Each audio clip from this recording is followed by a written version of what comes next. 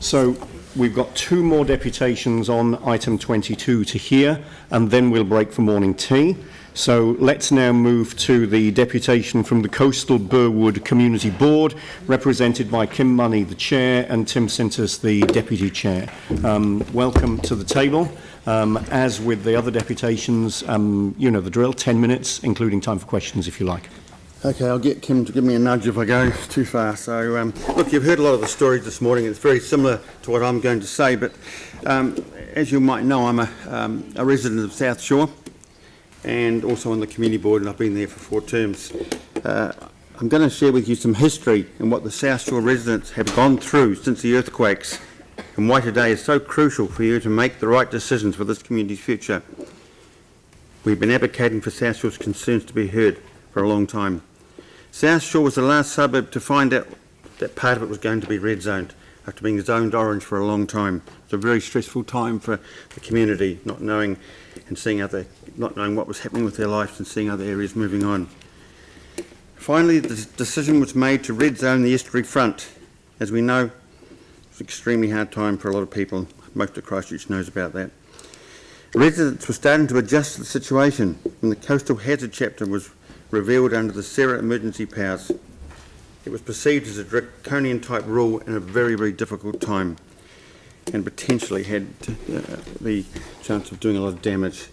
Suddenly the community had to rally around. You've got to remember, this is after the community's still fighting, getting over earthquakes, and suddenly they're having to fight this. Very, very tough time for everybody. A group of residents and business owners formed the group Christchurch Coastal Residents United, CCRU. With the help of the residents and them, they lobbied council and government, and finally common sense prevailed and the Coastal Hazard Chapter was taken out of the emergency powers in the district plan. A very stressful time for everyone involved. After the red zone land was cleared, the land had been artificially lowered by some demolition companies, and it was brought up to council many times by us.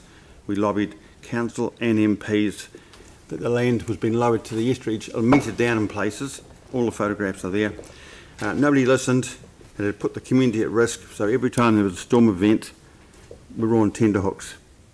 Meanwhile, the residents watched Flockton Basin, Beachville Road and other areas having tens of millions of dollars spent on protection, and saw how these communities were made to feel safe. Can you imagine how disheartened South Shore and South Brighton residents were feeling, seeing other suburbs having this kind of money spent on their protection while there was nothing being spent on them?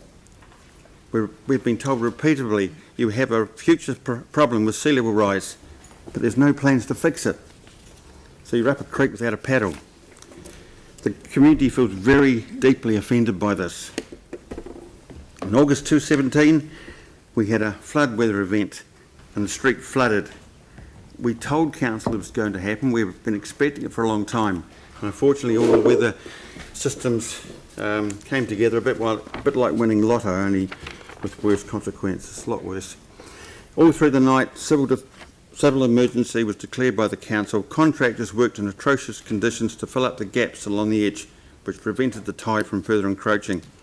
And this emergency work in the middle of the night, I believe, cost the council $300,000 to $400,000, a small price to protect the community. This should never have happened. The council had been warned. The community was dreading that particular day. That night I felt ashamed at being part of a council that could have prevented this flooding, but had done nothing to protect them. Hearing rumours of letting the edge go back to nature does not so well with the community. That is not what the residents or insurance companies want to hear. They want assurance for their assets, their families and lives, and they want them to be protected. At the beginning of 2018, we started to hear stories from residents that they couldn't build on their sections or do alterations to their houses due to council regulations. We couldn't understand this, as many had attended the independent hearing panel and believed the ruling by the panel of putting a residential unit overlay, RUO, in place would enable residents in South Shore and Redcliffe to continue to build.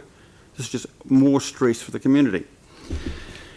We, Community Board, repeatedly brought this matter up at council, and we were very concerned about the mental health issues arising from the stress that people are under. As you know, drastic action was taken, something which none of us wanted to do, but we felt we had no option as the community was hurting. the RUO was reinstated under Section 71, which the community are very grateful for. So thank you, Council, for the speed in which you did this. Personally, I was dealing with some extreme cases of broken people, marriage breakups and potential self-harm. I cannot thank my fellow community board members and our 2 councillors and our staff who all, as we all worked together and got these community groups in to talk to. Then we hear potentially great news. Regenerate Christchurch is going to prepare a strategy plan for South Shore and South Brighton. The community was sceptical, perhaps scared of getting their hopes up once again, but nevertheless they got behind it. For almost 2 years they attended ongoing meetings and supported the How Team Hub and started to feel hopeful again. Can you imagine what they felt like when they heard that Regen was quitting, giving up and handing it back to council? Devastated and angry springs to mind. Yet again the community has been let down. As you know, a lot of money was wasted as well, and time. It feels deeply offended by this again. Even this week, residents only found out they had 4 working days to do a submission, something they don't really understand, but so important for their future. Can you blame them for being angry and frustrated with these unnecessary, ongoing, stressful situations? For something so important as this, there must be a better way of communicating. I cannot speak highly enough of the South Shore Resident Association and CCRU and Parent Forces Society for helping to get the word out so quickly. I hope I've been able to enlighten you on what South Shore and South Brighton has had to go through over the past 9 years. No other suburb has had to endure so much unrelenting pressure or stress in their daily lives. This is a community that is strong, but is struggling with the no-action stance of council and is worn out from battling. They have been consoled to death and just want action. And now today, you have a chance to put this right by listening to this community and giving them what they deserve: protection, security for their immediate future, and most importantly, peace of mind so they can just move on with their lives. Thank you. Thanks, Tim. Our communities have spoken. So our role as elected representatives, as you know, is to represent and act as an advocate for the interests of our community council. We have done that on these issues for years. The board and our residents should not be continually pleading and asking their council for safety and surety, which is a duty of care. Getting to this point has taken far, far too long. We need to get on the same page as the rest of the city. We need to get rid of this daily visual barrier that constantly contributes to the, as you have heard, to the psychological damage of our residents. We know it's been a difficult time for all of us, so let's seize this opportunity to put an end to this incredible traumatic time for them. We appreciate the staff recognition of urgency. Today is your chance to show these communities with your vote, your commitment to them by endorsing option 3 in the report, as our community board has, and the recommendations that will be proposed by Councillor David East later today. As you have heard this morning by Dr John Cook and other residents, delivery of earthquake repairs will positively impact and improve our residents' wellbeing, therefore empowering them to recover from the earthquakes, which will then enable them to focus on the adaptation planning conversations. Today is the day to look at this differently, together, community board and you. We can leave this morning knowing we have given these residents of our city some hope. Please do this for them. Thank you. Thank you very much. That does leave just over a minute for questions. So Sarah and then Phil if there's time. Sarah. Hi, thank you. Just really quickly, Tim, you mentioned the coastal hazards section of the district plan that was taken out after some really strong community advocacy. Now, we're legally obliged by council to have that back in place. Yeah, I realise that. In just over a year.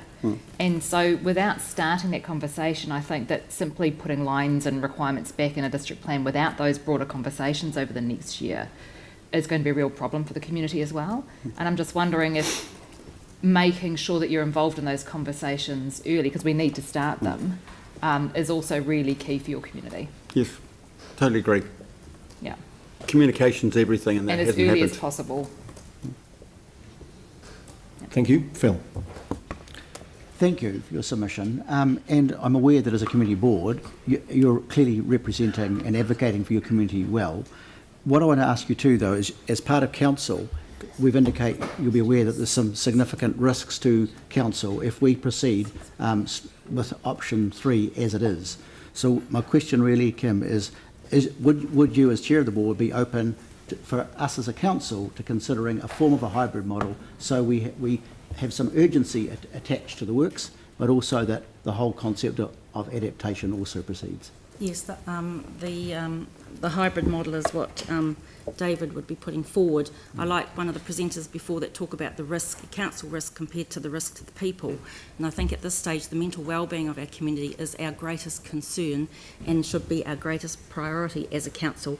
And this could be readily, easily fixed. And I'm sorry that we have to keep pleading for this long, and the community do. I think it's shameful for all of us that we're actually sitting here today and not putting wellbeing before that we can mitigate those risks. Phil, we can mitigate them. Thank you very much. Thank you. Thanks for taking the time to present and for detailed answers to questions.